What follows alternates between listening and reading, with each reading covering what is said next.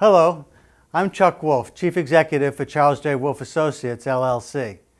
As a motivational speaker and a leadership consultant and executive coach and trainer, I often work with very successful people in their companies. Since many can't afford a professional, I volunteer to host a radio talk show called The Emotion Roadmap, Take the Wheel and Control How You Feel, on a nonprofit community radio station in Bridgeport, Connecticut, WPKN. My reason for doing the show is to share with as many people as possible this wonderful process for helping people manage their own emotions and their relationships with others. My goal is for everyone listening to learn to use the Emotion Roadmap to make life better. As you listen to me, help others, I hope you are also learning. As a Simsbury resident, I'm delighted to be able to make the show available through Simsbury TV. To learn more, go to my website, www.emotionroadmap.com. Thank you for listening and watching. For those of you tuning in, this is Chuck Wolf, and this is the Emotion Roadmap. Take the wheel and control how you feel. Take the wheel and control how you feel. So how are you feeling today? Some of you may know, if you're a regular listener, I want to thank you all for tuning in. All those of you that like to listen to this show, and maybe if you've got something to call me about, you can call me in just a moment or two. The show is about helping the community to deal with life's challenges. There are lots of things that challenge us in life, and particularly for smart people, when they're stuck, it's almost always that something emotional is challenging.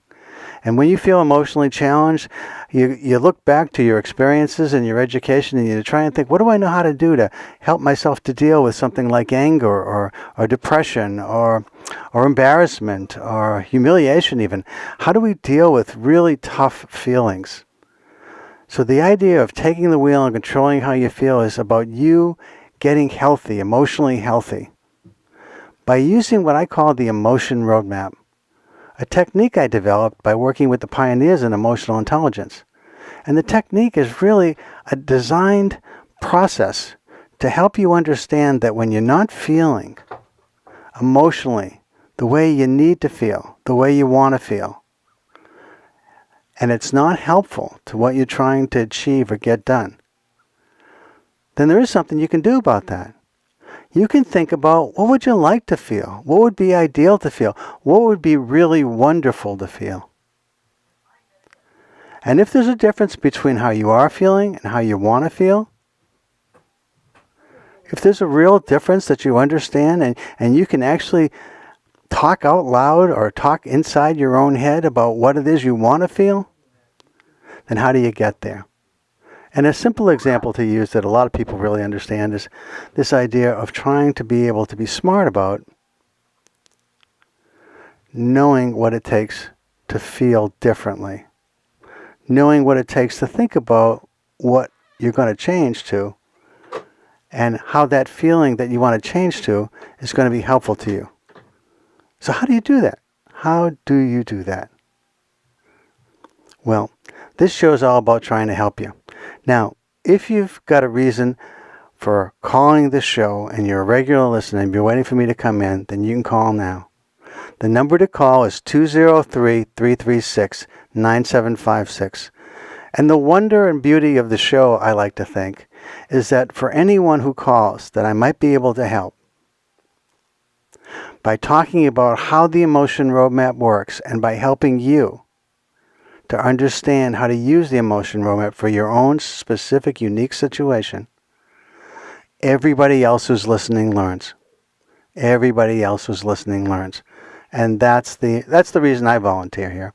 I want people to learn how to use this concept I call an Emotion Roadmap, because I just think the world would be a better place if we all handled our emotions more intelligently. If we're able to manage what goes on inside ourselves, be able to control when we overreact, when we indulge, when we break our commitments, our New Year's Eve resolutions, because we just aren't able to control our emotions. How do we do better at that? That's what the show's about. So let me give you the number to call. The number to call is 203-336-9756. Now that's the number to call if you want to talk to me. And again, I'm Chuck Wolf.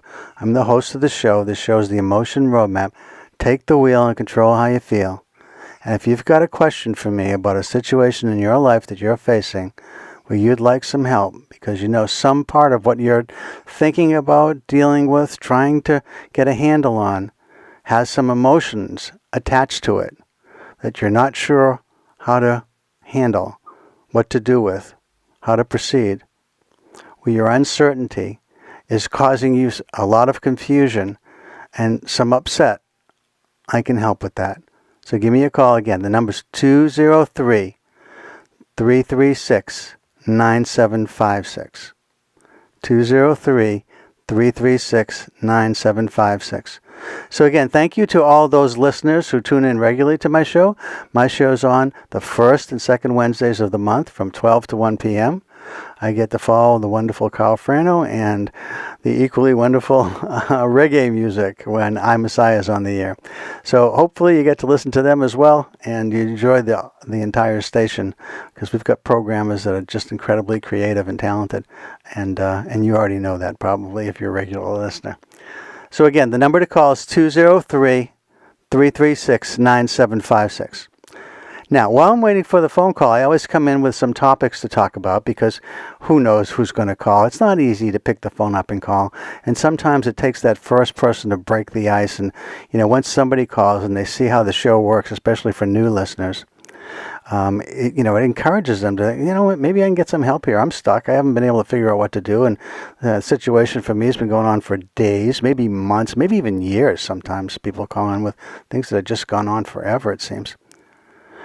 But by walking them through, how are you feeling? And then asking, how do you want to feel?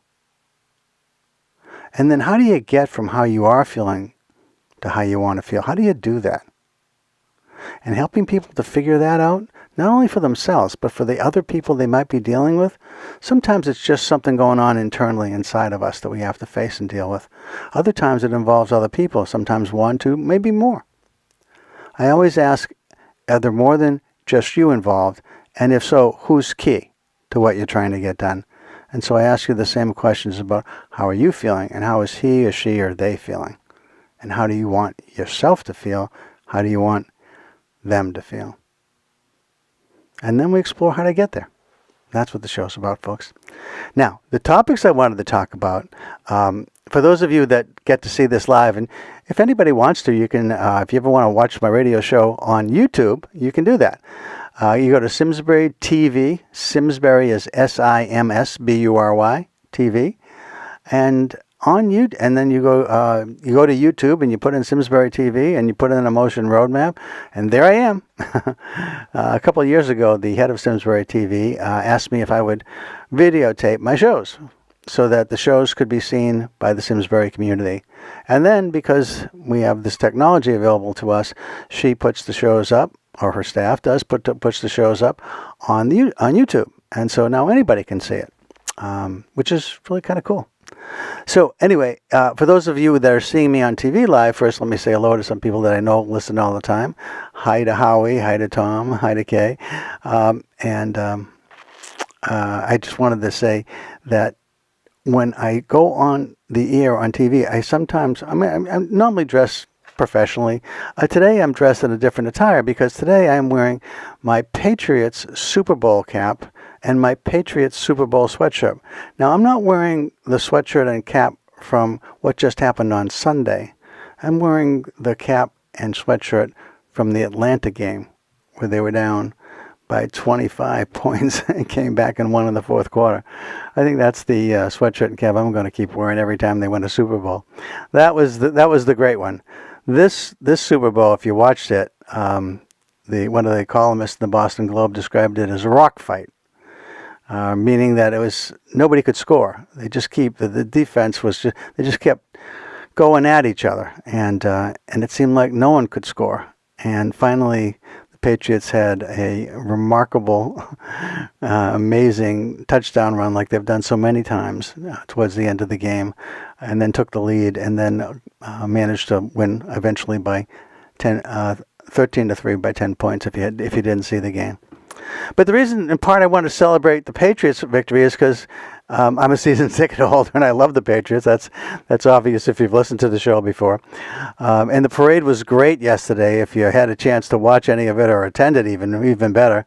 Over a million people. It's hard to say how many exactly, but they say it may have been the biggest crowd ever.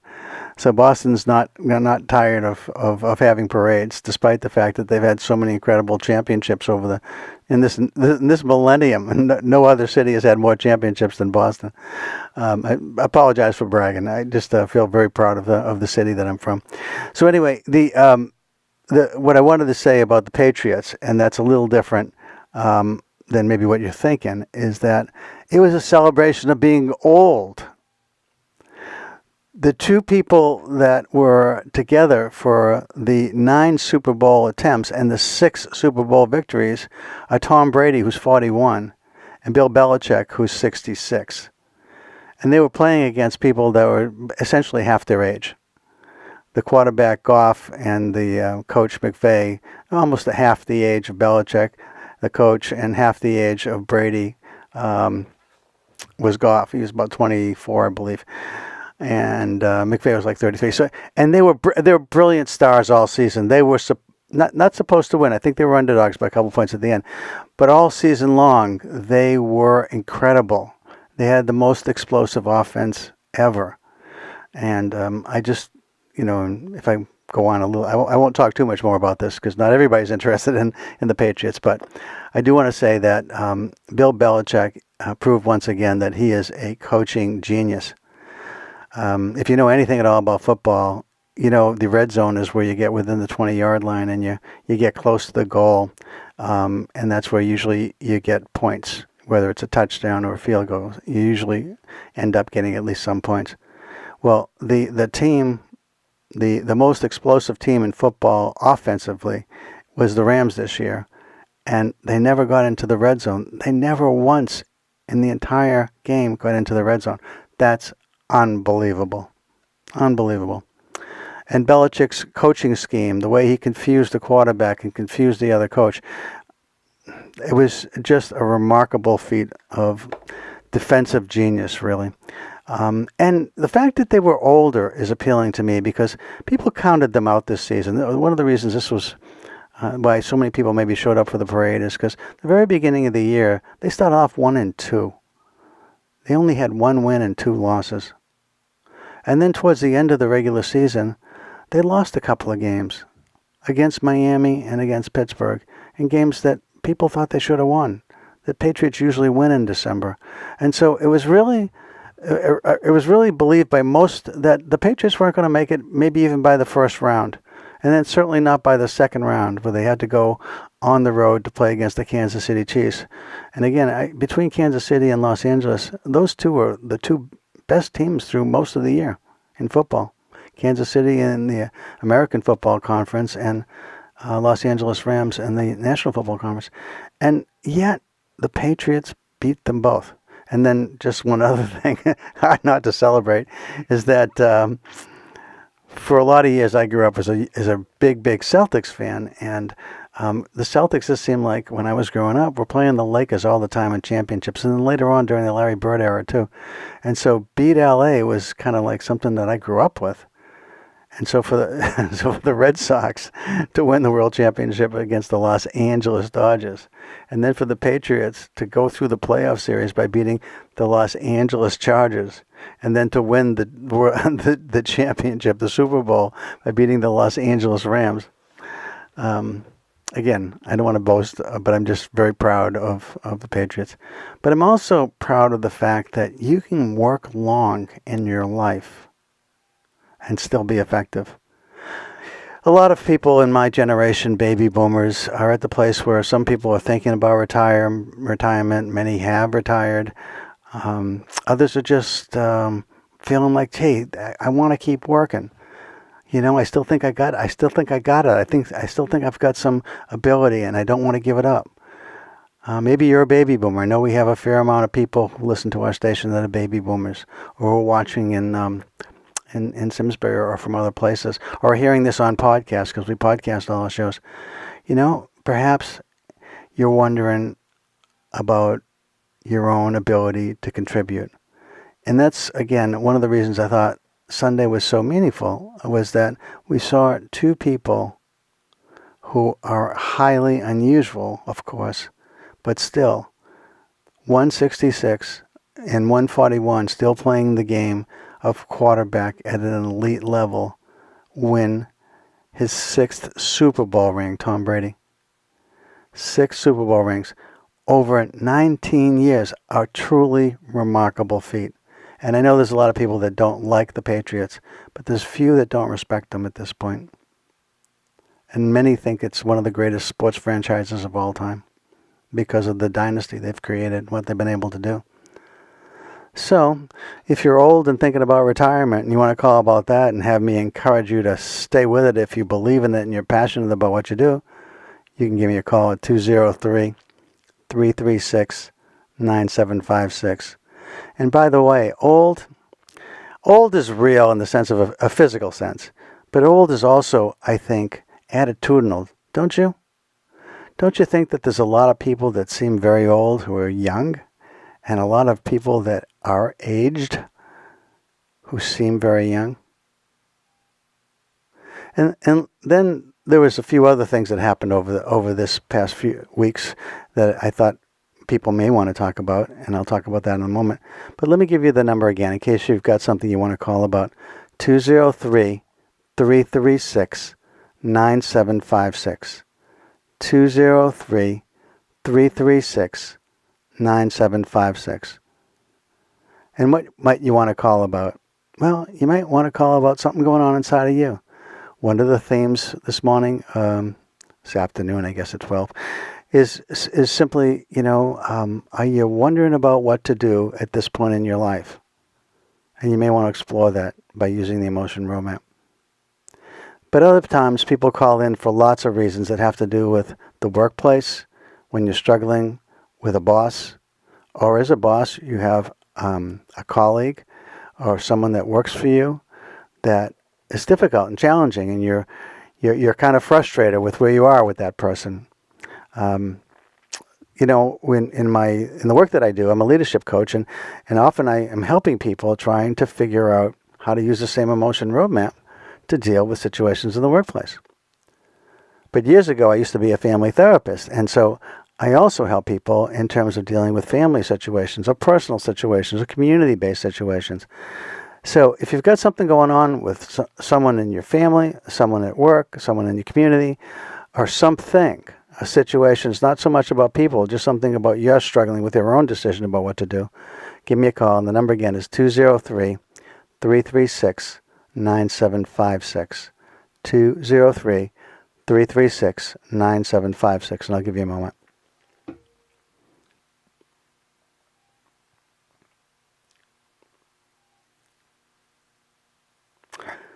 Two 336-9756. Hi, this is Chuck. You're on the air. Who am I talking to, please? Hi, good afternoon. My name's Dave. Hi, Dave. Thanks for calling. Love your show. Thank you. Thanks very much. From Dallas, Texas, though, so it's no big deal. You're from Dallas? I was originally from Dallas, Texas. Oh, okay. But I want to tell you that you guys, by far, have the greatest coach ever, even better than Lombardi. And I want to mention just one thing before I tell you what I called about, is that what Bill Belichick does? He is so wise and so seasoned as a coach. All season long, he studies everything that you do. And then, like a general in the Army, he takes away your strongest points. So even though that looked like a flat game, he was really brilliant. And if you watch the game on TV, which everybody did, I'm sure, the other coach, who had a great season, looked really confused, off his game. He was like a deer in the headlights. He didn't know what was coming at him next. Right. He talked about being sucker punched, or he said he got outcoached. He looked like he was doing the ropey dope thing early. Exactly.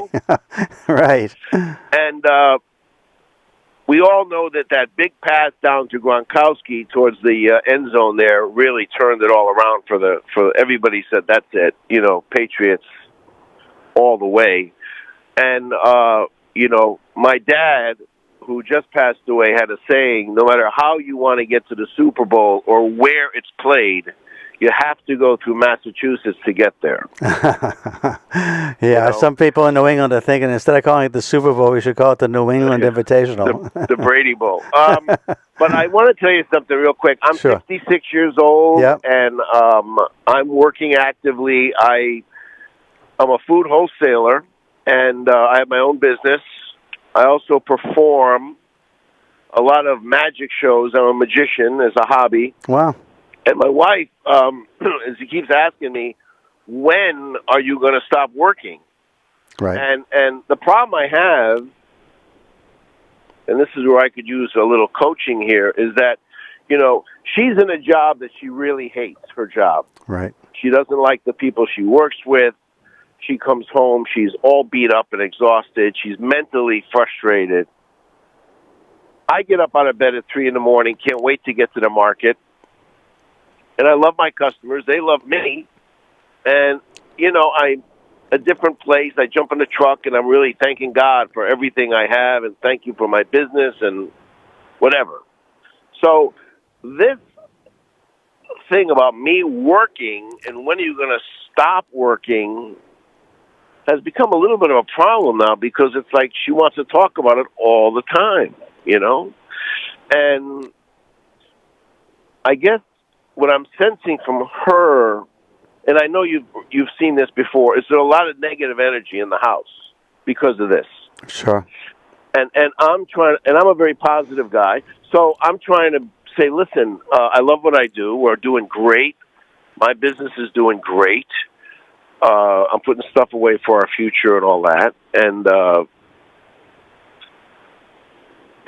And then I sit back and say, what would I be doing if I wasn't working? I don't want to sit around and watch Jeopardy all day, Right. And I think that's where you really get old, when you're not moving, when you're not involved with the community or with your work. So I guess I need a little advice as to when she brings this up, what should my response be? I'm sorry, what was your first name again? Dave. Dave. So first of all, that's it's perfect for the show, and let me actually play back to you what I heard you say a little bit, which is that you're loving what you're doing. You're in the food wholesale business. You can't wait to get up and go to work. Your wife's struggling. She doesn't like the people. It's kind of it's damaging for her every day when she goes in, it sounds like. And she's struggling with, if she retires, then what is she going to do if you're not retired? You didn't quite say that, but that's sort of what I heard, right? Well, she hasn't been there yet. She's younger than me by 10 years, so she can't retire now. Okay. Okay. But that hasn't come up. I think if we were both retired in the house, the police would be there, probably. So, are you relatively successful in your food wholesale business? Okay. Yeah. Yeah, because I have some friends in that business, and they've done great. Now, one of the things that I think you want to think about in terms of how this all works, and sometimes it's funny that you mentioned you're a magician, because sometimes it feels like if you can make the changes that you want to make, it feels like magic. And so the magic trick that you want to have happen here is somehow you want to change how your wife's feeling about her situation or the situation that she's in, so she can feel, and then you want to think about how would you like. I mean, right now you don't really want to change what you're doing. That's not really a question. It's a question. At least the question right now is, how do I help her? How do I help her so things aren't so negative for her, and because they're negative for her, they're negative for me too, right? Correct. And so I want to just mention one little thing here. It's not a big deal, but when I met this woman, she was in a job that really wasn't working out, and she didn't get along with her boss. She left that job and went to Stanford to a new job, and that didn't work out. And I noticed this pattern where everyone she worked, and then she applied for a job at this other company, which she didn't get, and that was a problem. And then she got the job, and that was a problem. So I'm like, I'm faced with this I don't know how to put this, like a negative cloud kind of over this dark cloud over everything, because no matter what job she goes to, it's not there's a problem. Dave, have you been with her a long time? 10 years. Okay, and so within that 10 years, there's never been a job she's held where she's been happy? No, and not only is not happy, but sometimes when you live with someone, you come home and you say, "How was your day? What's new?" I can't do that because she does not want to discuss her job. See, so I don't go there.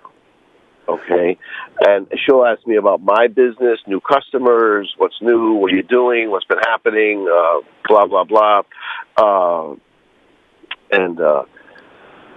I've expanded my business. I got another truck. I have 2 trucks on the road, and I'm doing good. And so we're kind of in 2 different places. And I guess what I'm looking for is a way to, I don't know, find a common ground of a little happiness there. For example, like on Sunday night, she gets really depressed because Monday's coming. Right. You know what I mean? Right. And I'm like, let's go out to dinner. Do you want to go to a movie? It's a nice day. Let's go for a walk. Let's do something. I'm trying to turn things around here. Right. And so I'm in such a funk. She says, tomorrow's Monday. I'm like, oh, brother. I'm like, oh, just shoot me, Okay. All right. So let me ask you, kind of a key question here. Do you need her to work for the 2 of you to live comfortably? No. Okay. Do you think she's committed to work? Does she feel like she has to work for her own, personal, ego or so forth? She doesn't want to work, but I think that she needs the insurance benefits that come with this corporate job. My being a sole proprietor on my own little business, I don't have that situation where I'm going to be able to provide benefits for her. And since I am the age I am, I can do the Medicare thing with Plan A and B and be covered, so I'm okay. Right, and she'd have to pay for her own health care, and that's expensive. There right? you go. Yep. There you go. Right, write that big check every month. Right. Yeah. So. Okay. So you're wondering what to do. So let me offer a couple of thoughts about how this works. Okay. So the first thing is, you sound like a smart guy. You've thought about this a lot, and anytime that anyone wants to give somebody else advice, which is you're asking me for advice, so that's not like I just want to tell you what I think you should do. You ask for some help. That's a little different all by itself.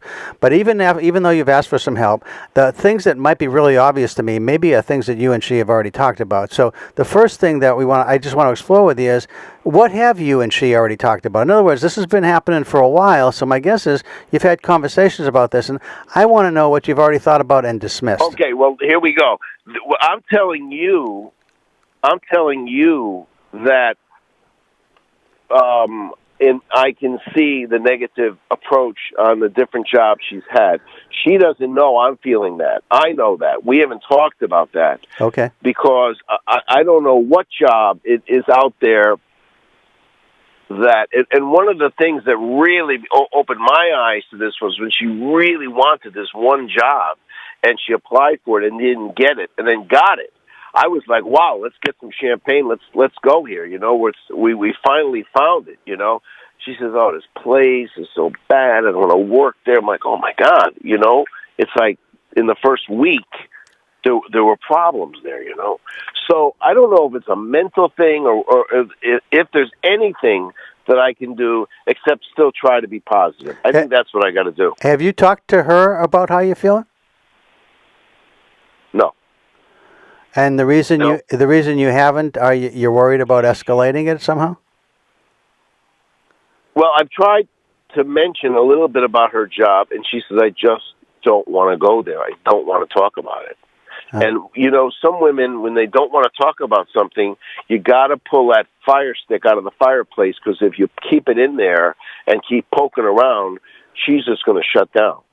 Yeah, well, I would extend that to anybody. It might be men too, but I understand what you're saying. So the question then is, you haven't really explored with her how you see her handling jobs, not just this job, but jobs.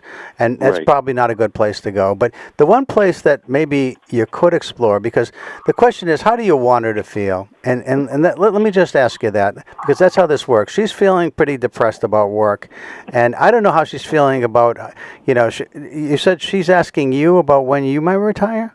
Is that right? She said, how long are you going to work for? How long are you going to do this?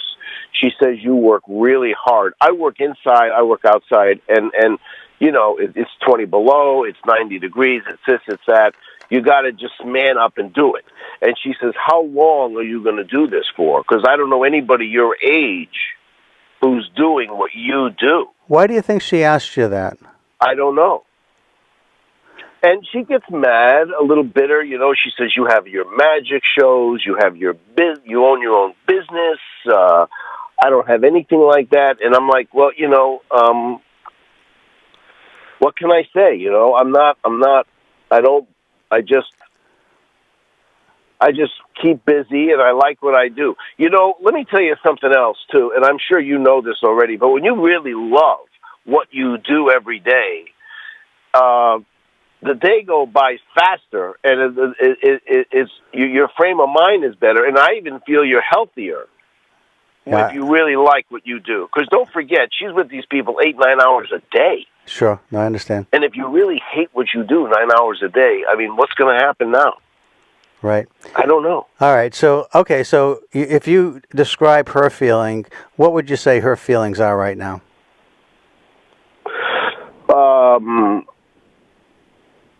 Kind of just can't wait for the weekend. She just can't wait for the week to be over. Well, so if you put a feeling on that, is so desperate for the week to be over, frustrated, depressed. Both. I mean, do those words ring true? Yes, sir. And then if you could make magic happen, what would you want her to feel every day? I like her to get up at least a couple days a week and get up and say, I'm going to go to work and do the best I can and try to, make this a good work environment, and so something like that. Okay, so you're kind of like a medium goal of just have a couple days a week that you feel okay about this, so it's easier to be around. Right. But again, right. if you were, you're a magician, you make things happen that completely surprise people. What would be the complete surprise for her if she started to wake up? How would you want her to feel differently every day? Right. Get up and can't wait to get to work. Get up and let's get going here, and look forward to Monday morning and doing the best job you can. Okay, so part of this is the other thing. Yeah, the other thing is that I do say to her in a roundabout way is, when we watch the news at night or you read the paper, you see all this misfortune of people with no money, no jobs, the immigration thing, people are broke, who's on. And I said to her, we are so lucky. We both have great jobs. Right. And then she thinks, oh, you're right. And I said, we got to go to church and we got to give thanks for this, Yeah, that's nice. Yeah. I mean, but listen, I want to say one thing, and I really appreciate your time, but being in radio, as you are in radio, I want to tell you a fast story before I go, and this is what it is. One of my friends in New York City on CBS radio is Scott Shannon in the morning on 101 FM, and Scott was fired because he's 74 years old. He got fired from Z100. Okay. It was an age thing, and he ran the CBS. They picked him up, and this guy has brought CBS to number one at 74 years old in the tri-state area, and Z100 is now at 16, which I think is a little funny, All right. Well, I don't want to talk about that, but that's a nice story for aging people. But what I do, let me give you some thoughts about how to deal with your situation at home. If I'm you, I want my wife to feel, number one, cared about by me and supported and appreciated. In other words, I want her to feel, at least at home, life is great because of who I'm with. That's something that you can do, right? Yes, sir.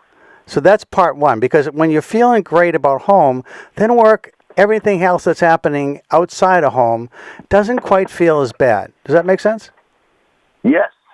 So that's, my guess is that you probably do a job, you try to do this anyway, but I'm guessing that you're back on your heels a number of times when you reach out and you get blindsided by another just, oh, I hate it. I can't talk about this. I don't want to think about this. I hate everyone. Right. And so it pushes you back and you're less supportive and less appreciative because, you just don't even want to deal with it.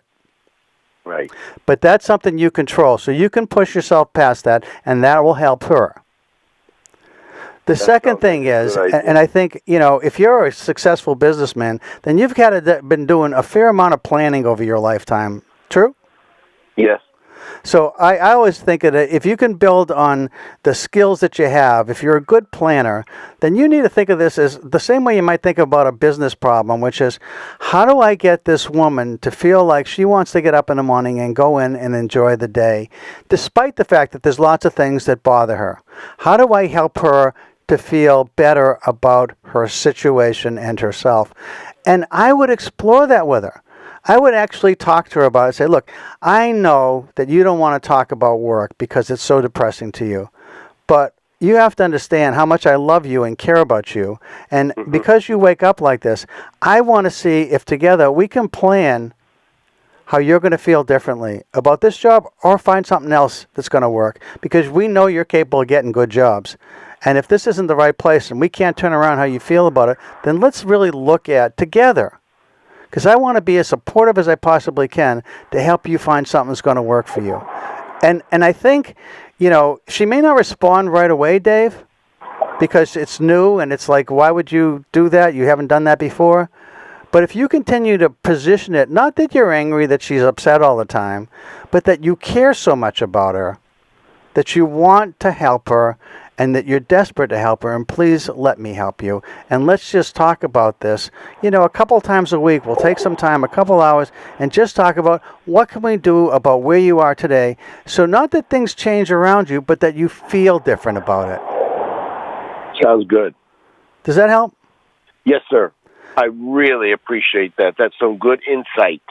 Well, I think you got the skill set and the caring and the ability to do it. So best of luck with it, Dave. You want to call back sometime? It'd be great to hear from you. And thanks a lot for your comments about the show, too. Appreciate it. Thank you. Bye. Bye-bye. So that's the emotion roadmap in action, everybody. The idea is that you try and figure out what's going on, what are people feeling, what's in play. You try to understand as much as you can about the context, and then you make a call about what do you think might really help by thinking about how you want the other person or yourself to feel. And you put a plan together that you're able and willing to do. And he was clearly able and willing to do that. So thanks a lot for the call, Dave. Anybody else want to call? We've got about 15 minutes or so. The number is 203-336-9756. 203-336-9756.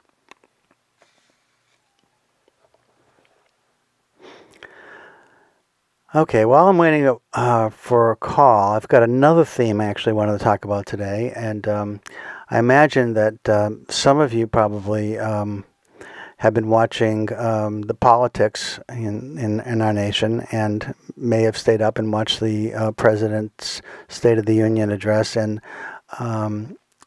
Ms. Granger's Democratic response.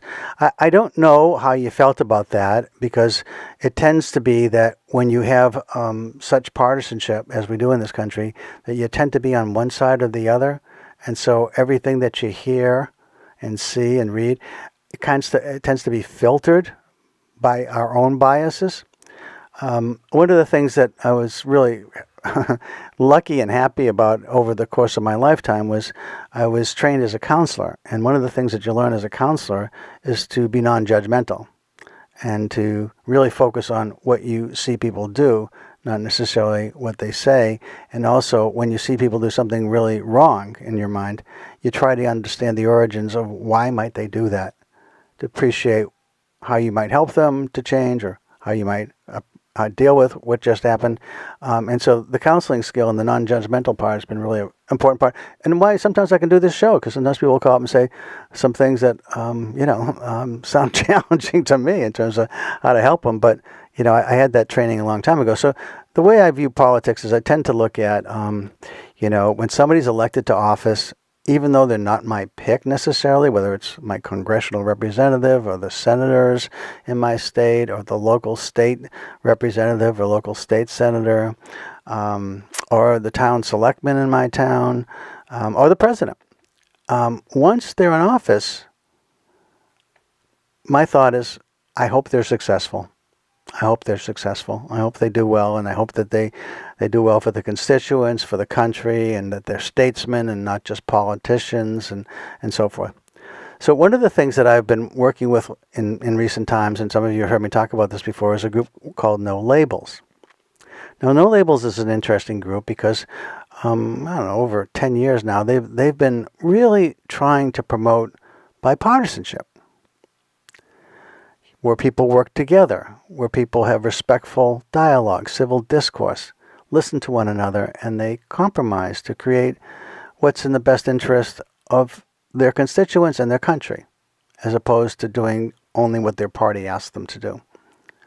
So I was working with this group in Connecticut, and a couple of things I want to talk about along the lines of bipartisanship is that No Labels really doesn't have a definition of what that is. And, we have a group in Connecticut and New York. We're sort of a pilot group of volunteers, leaders in our respective states, who are trying to create more membership in the No Labels group, but actually more activity that helps to encourage our existing legislators to be more bipartisan, and to encourage in primaries that people get out and vote for the candidate that seems like they are promising to be bipartisan, and hopefully have even demonstrated that in the past. But what is bipartisanship? That's one of the things that our groups of leaders in Connecticut and New York have been talking about. And we realized that there's not a definition out there. So I went online and I looked around and I thought, what are the definitions of bipartisanship? And what's the one that I like? So the one that I actually looked at, I looked at the Free Dictionary, the Oxford Dictionary, the Merriam-Webster Dictionary. I looked at a bunch of them. And actually Wikipedia had the definition I like best for the purposes of the politics that we're in. So I wrote it down, and I'm just going to read it to you. It says, bipartisanship is where parties are referred to as... Bipartisanship, sometimes referred to as nonpartisanship. And that's interesting all by itself. And why I like it is that bipartisanship represents two parties. Nonpartisanship represents any party. Anyway, refers to as nonpartisanship is a political situation, usually in the context of a two-party system, in parentheses, especially those of the United States and some other Western countries, end of parentheses, in which opposing political parties find common ground through compromise. That's what it said in Wikipedia, and I thought that's pretty good. But then I thought, you know what? Sometimes I've taught negotiations over the years to groups. I got trained by some really excellent, world-class negotiators. And one of the things that I learned is that compromise isn't the best deal you can make all the time. Sometimes you can create a deal where everybody wins. And so I added a sentence to it. So if I just finish the sentence, it started with in which opposing political parties find common ground through compromise. And then what I added was, or by creating a legislative solution different than what was originally proposed that ends up in all parties winning.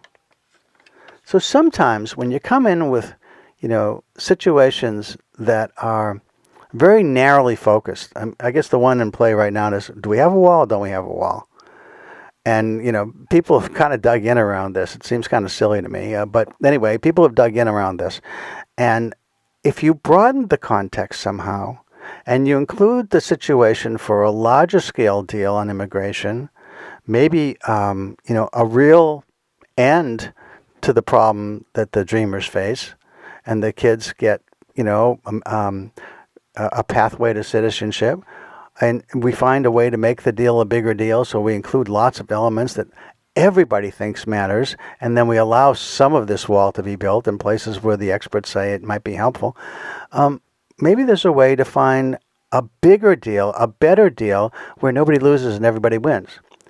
And anyway, whether it's on that particular negotiation or others, or other kinds of deals that people need to make on infrastructure, on health care. There's so many really, really challenging problems. And I think that they're really complex. And I don't I think they're so hard to solve. It isn't just that people don't want to solve them, it's just that they're really, really hard to solve. But when you think about a bigger picture and you're creative in the solutions that you come up with, sometimes you can make a better deal than what seems to be on the table at the time. So that's my definition of this stuff. If you'd like to get involved with No Labels and you think that you'd like to help promote bipartisan legislation, give me a call at some point. Or you can contact me via my email. It's CJWOLFE. Just my name, CJ. My name is Charles James. CJWOLFE, which is my last name, at CJWOLFE.com. Write to me, and I think we're beginning to get more active. One of the things that I'm excited about, actually, that I think is happening, is some legislation that was created by a person in our state, Congressman Larson, and he has asked Congresswoman Johanna Hayes, who is our representative from the 5th District where I lived, who's new to Congress. He asked her to be a co-sponsor, and it's legislation to save Social Security. Now, a lot of you who are retired, are in that retirement camp, like Dave is and I am and others who might be listening, but even if you have parents that are in that stage, you're just a young adult in the workplace and you're wondering if Social Security is going to be there for you, that Congressman Larson has created legislation that seemingly will save Social Security, and it won't cost that much, it seems. I encourage you to read the legislation. I don't want to talk about it because I don't want to make mistakes about it, but I think it's a really well done plan, and it has bipartisan support in the House, and it will pass there, but it may have a hard time in the Senate. So I'm hoping our No Labels group can work with Congressman Larson and help to make this legislation pass. So I'm feeling like when something is a problem and it impacts me emotionally, and in this case financially as well, I guess, I don't like to sit on the sidelines. I'm a problem solver. I'm a critical thinker. I like to help people, individuals who call into this program. I like to help organizations that I believe in, whose values I share. I like to help our country be the best country it can be. So you want to join? Contact me at cjwolf@cjwolf.com. CJWOLFE at CJWOLFE.com, and I'll tell you more about it. Or if you'd like to call in about it, feel free. If you've got something that you'd like to say about how you're dealing with the conversations at home, I don't want to talk about politics on this show. That's not what the show's about. But if you're struggling with conversations with other people you have who are in your home who don't agree with the way you think, and it feels like it's polarization right inside your household, I'm happy to try and help with that as well. I actually got a wonderful note from someone that listens regularly to the show who just loved what I had to say about how do you allow somebody to speak their piece when you totally disagree with them, and yet you love them and care about them, and you don't want to be alienated from them. How do you do that? So one of the past shows I had, I spent a bunch of time talking about that, and I think I've got some strategies for that. Essentially is if you can remember not to be judgmental, and I know how hard that is for most of us, and including me, even though I got trained in this, I'm not always not judgmental, believe me, but it's an important consideration. Well, I've got time for one more call if it's a quick one. Anybody want to give me a call? It's almost 12:50. And the number is 203-336-9756. 203-336-9756. And I'll be back next week in case you're thinking you might want to call, but you don't think it's enough time to tell me what you want to tell me. In the meantime, let me just walk you back through what this emotion roadmap's all about. So the emotion roadmap is if you're feeling something that's not helpful to what you want to do, and you know that your feelings aren't helpful, and you know that there's a science out there called emotional intelligence that says, you know what, if you're really thoughtful about what you want to feel, there are certain feelings that are more ideal to feel than others. Actually understand that, folks. This is an important concept that most people have never thought about, and something that I learned over the years in working with the pioneers in emotional intelligence, and that is that some feelings for particular situations are far better suited than other feelings. A typical workplace scenario is when people want to brainstorm ideas about new innovative products or services they want to develop for their company, and they really want everybody to feel safe and secure in throwing out any idea, no matter how crazy. You want people to feel open. You want people to feel safe, and you want people to feel engaged and even humorous, so that people have fun with it when they're exploring possibilities. Because if you have somebody say something that sounds pretty far out there, and somebody else in the room says, "Oh, that's incredibly dumb. We could never do that." You know what happens to the room? It shuts down. I mean, there may be a few people that can still talk, but essentially you've shut down the creativity that was possible. But if somebody says, "Hey, that's pretty wild. That makes me think of another wild idea. Here's another one." And somebody just says it, and people laugh a little bit, and then people just jump on board. And then from that crazy idea, something new and special emerges. That's creativity in action, where people are working creatively together. And it's supported by the right feelings at the right time. Now, where do we think we could plan for how we want to feel? I mean, where is it important to plan how we want to feel? How about this one? How about if your child's going off to college and you're concerned about a number of things, but you don't want to lecture? How do you have that conversation? How do you want your daughter or son to feel if they're about to go off to college for the first time? Or how about when someone has failed at something that they tried, that they cared about, that they wanted to be successful at, and they experience failure, and it's a loved one of yours? How do you want to approach that? How do you want them to feel? What can you say is going to make them feel the way you want them to feel? Or how about a performance review? If you've got to have a challenging performance review with somebody you like a lot and they're talented, but they've got some behaviors that if they don't change them, they're not going to make it. How do you deal with that? How do you plan for what you want to feel and how you want them to feel? So, folks, those are topics that we'll be talking about, I have talked about over time, and we'll be talking about them some more. But the whole idea of an emotion roadmap is to know that there are feelings better than others for particular situations, and anytime where smart people are stuck, where really good critical thinkers are uncertain how to proceed, are confused about what's the best choice, about how to move forward, about worrying about escalating the situation instead of making it better. Those are opportunities to engage in this idea of an emotion roadmap, which starts with, how are you feeling? How do you want to feel? If you can make magic happen, how do you want to feel, and what would you feel right now? And if there's somebody else you're dealing with, how do you want him or her to feel? And then, how do you make that happen? How do you change from the feelings you have that you know aren't helpful to the feelings you've thought about that you know would be incredibly helpful? How do you do that? And the managing of emotions, the last part of the roadmap is, are you sure you've got a plan to move from what you are feeling to what you want to feel? Are you sure you have a plan that you're willing to do and that you're able to do? That's how the emotion roadmap works. Folks, you've been listening to Chuck Wolf, the emotion roadmap. Take the wheel and control how you feel. I hope you have a wonderful rest of the day. And I'm sure that you'll enjoy listening to the rest of PKN all day long if you can. And thanks, everybody. I'll be back with you next week. Bye-bye.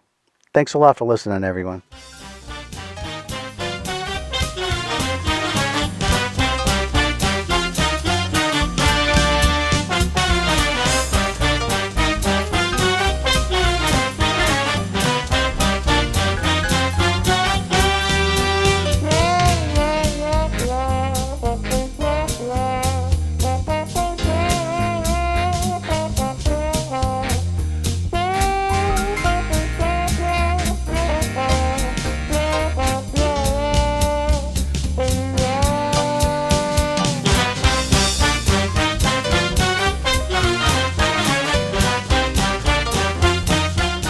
Funding for Simsbury Community Television is provided in part by contributions from viewers like you. Thank you.